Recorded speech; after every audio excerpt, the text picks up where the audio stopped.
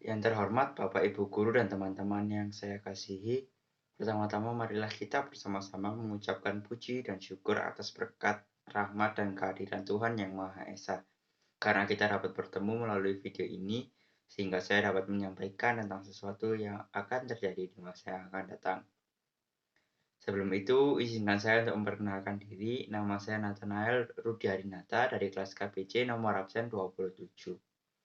Nah, ketika kita membicarakan tentang masa depan, katakanlah pada tahun 2050, kita pasti berpikir bahwa teknologi akan semakin canggih dan semuanya itu serba mudah karena peran robot yang semakin besar untuk membantu kegiatan sehari-hari manusia.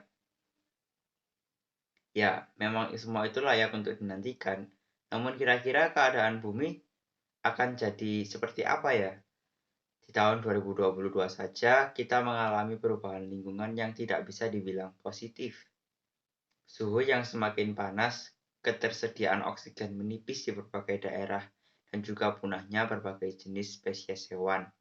Menurutmu, apakah bumi di tahun 2050 akan semakin baik atau justru sebaliknya? Di tahun 2050, udara tidak lagi berpihak pada kita. Suhu memanas ekstrim di banyak tempat. Sebagian orang terpaksa untuk mendekam tiap hari di ruang ber-AC dengan handuk basah menyeka wajah. Dengan suhu tinggi itu, kita hanya dapat tidur di setiap subuh karena hanya saat itu saja hawa yang cukup sejuk untuk beristirahat. Di luar sana, peningkatan suhu menyebabkan kekeringan di banyak belahan dunia. Hanya orang kaya saja yang bisa membayar air. Hutan-hutan terbakar. 2 miliar orang berhadapan dengan suhu yang bisa mencapai 60 derajat Celcius. Menurutmu, berapa lama mereka dapat bertahan?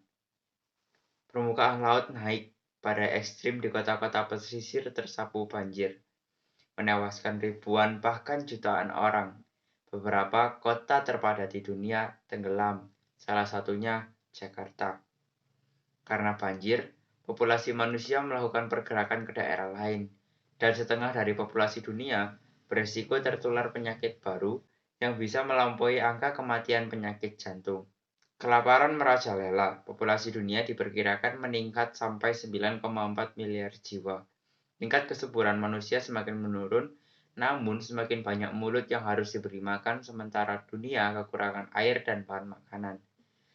Hubungan internasional negara-negara menjadi egois dan negara-negara berhenti untuk mengekspor dan lebih memilih untuk mempertahankan sumber daya mereka sendiri.